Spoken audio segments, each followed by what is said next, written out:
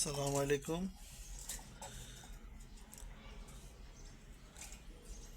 আজ আমি একটা জিনিস দেখাবো। দেখেন, কবুতর ডিম পাড়ার জন্য পাগল হয়ে গেছে। ডিম পেড়েই দিছে। এই যে বাচ্চাটা দেখছেন না, ওই যে মা কিন্তু খাচ্ছে। এই যে বাচ্চা একদম দেখতে সেম টু সেম মায়ের মতো পুরাপুরি।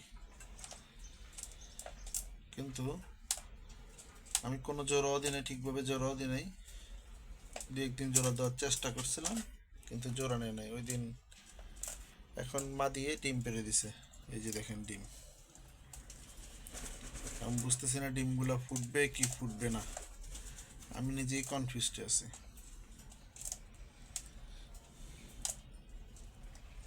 এই দেখেন বাচ্চাটা একবার পুরো মায়ের মতো খাওয়া দাওয়া শিখছে।